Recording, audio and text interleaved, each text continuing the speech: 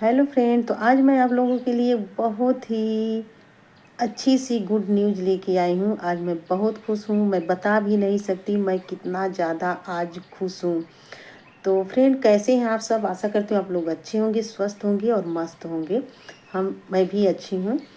तो मैं सोच रही हूँ मैं शुरुआत कहाँ से करूँ।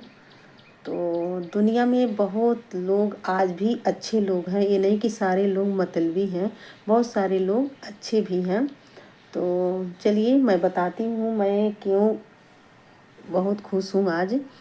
तो मेरी एक फ्रेंड है संजू, उनका भी चैनल है, चैनल का नाम भी आप लोगों को बताऊँगी। तो उनसे मेरी दोस्ती 1.5 साल पहले हुई थी। यूट्यूब के माध्यम से हम लोगों की दोस्ती हुई और बातें भी होती रहती हैं हम लोगों में। और जिस समय मतलब मुझसे बात हुई, उनके मतलब उनका चैनल पेज 5-6 वीडियो सिर्फ वो डाली थी। और उनकी एक वीडियो मैं अपनी कम्युनिटी में भी पोस्ट की थी, आप लोग देखे होंगे। मतलब 1.5 साल पहले जब मैं सूरत गई थी तभी उनसे बात हुई थी और मैं उनकी कम्युनिटी में पोस्ट भी की थी वीडियो। तो धीरे धीरे वो मेहनत मतलब कर ही रही हैं। तो संजू के हस्बैंड जिस दिन ख़त्म हुए थे, उसी दिन उनकी मम्मी भी ख़त्म हुई हो गई थी। तो ससुराल वाले तो उनको मतलब एक्सेप्ट नहीं किए, ससुराल में उनका कोई सहारा नहीं बना। उसके बाद वो मायके में आ गई, मायके में आ गई और अपने मायके में रहने लगी। लेकिन कुछ दिन ही बीते थे कि उनके मायके वाले भी मतलब उतना लगाव नहीं रखते थे और सारे खर्चे खुद, मायके में रहती थी तब भी सारे खर्चे खुद उठाती थी। उनको 1 रुपया भी कोई नहीं देता था, सिर्फ खाने के लिए उनको मतलब वहाँ से मिल जाता था। और बच्चों के खर्चे रहते थे, कपड़े, मतलब कोई भी ज़रूरत की सामान रहती थी तो संजू ही अपने पैसों से ही करती थी, कोई उनकी हेल्प नहीं करता था मायके में भी।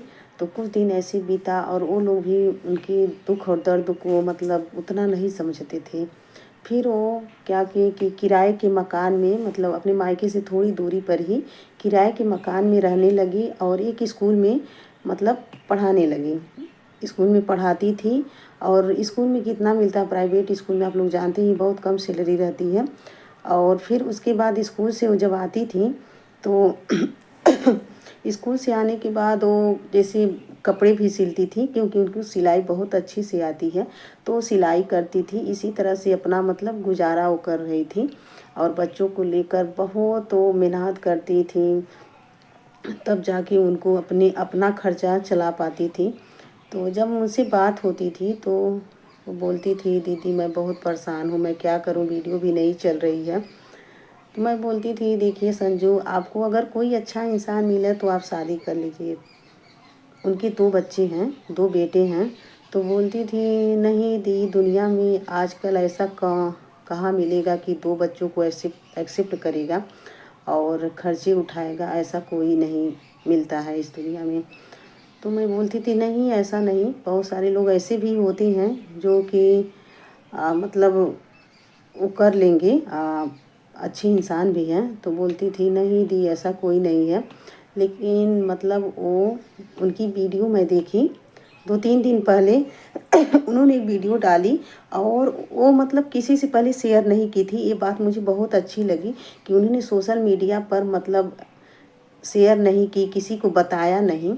तो बहुत अच्छा किया संजू आपने कि किसी को बिना बताए ही आपने शादी कर ली। क्योंकि अगर किसी को आप बताती ना तो लोग उसमें टांग लड़ाने लगते, ऐसे करो, ऐसे करो, ये करो। लेकिन उन्होंने शादी कर ली तो उनकी किस्मत, मैं सोचती हूँ कि उनकी किस्मत में ये लिखा था उनकी दूसरी शादी करना। तो आप अपनी लाइफ में खुश रहिए, कोई कुछ भी कहता है कहने दीजिए, हम लोग बहुत खुश हैं। आप लोगों का सपोर्ट, आपका सपोर्ट करेंगे। आपके आपके बच्चों बच्चों के लिए एक पिता का सहारा मिल गया। सबसे अच्छी बात तो ये है कि बच्चे अब कम से कम माँ बाप दोनों का प्यार मिलेगा उन दोनों को। तो आप अपने जीवन में खुश रहिए और मैं भगवान से प्रार्थना करती हूँ कि भगवान आप लोगों की जोड़ी हमेशा बनाए रखे, आप खुश रहें। तो मुझे थोड़ी थोड़ी खांसी आ रही है। तो उस भैया के लिए भी मैं बोलना चाहती हूँ कि भैया बहुत अच्छे हैं कि 2 बच्चों की माँ को उन्होंने अपनाया। दोनों बच्चों को मतलब अपने बच्चों की तरह उन्होंने प्यार दे रहे हैं, वो प्यार दे रहे हैं। मैं वीडियो भी उनकी देखी और उनसे कभी बात होती थी तो थोड़ा बहुत मुझसे ज़िक्र भी की थी उनके बारे में। तो लेकिन मुझे नहीं पता था कि मतलब इतना जल्दी शादी हो जाएगा। तो हम लोग बहुत ही खुश हैं कि आप अपनी लाइफ में ऐसे ही खुश रही हैं और आप बहुत अच्छी अब लग भी रही हैं। तो संजू की उनकी चैनल का नाम है संजू की संघर्ष भरी दुनिया। तो आप लोग ज़रूर जाके देखिएगा उनके चैनल को और वो देखिएगा कि वो कितना मेहनत करती थी। अपने मायके में रहती थी तो खेतों में काम करती थी। जितना वो अपने मायके में खाती थी ना उससे ज़्यादा वो काम कर देती थी। तो लेकिन उनको समझने वाला कोई नहीं था। इस दुनिया में कोई किसी का नहीं होता है। लोग बोलते हैं ना कि हाँ इसके नसीब में ये था तो मतलब ऐसे हो गया, तो अपने नसीब इसके नसीब में ही लिखा था कि इस तरह से ज़िंदगी जिए। लेकिन जब उन्होंने शादी कर ली तो ये तो कोई नहीं बोल रहा कि उनके नसीब में लिखा था। लेकिन मैं बोलती हूँ उनके नसीब में लिखा था कि दूसरी शादी करना। तो ये हो गया, भगवान को मतलब शायद यही मंजूर था कि उनकी दूसरी शादी हो। तो इसी तरह से आप अपने जीवन में आगे बढ़ते रहिए और जो कुछ भी कमेंट गलत कमेंट आते हैं तो उसका रिप्लाई मत कीजिए, ज़्यादा कमेंट पे ध्यान मत दीजिए।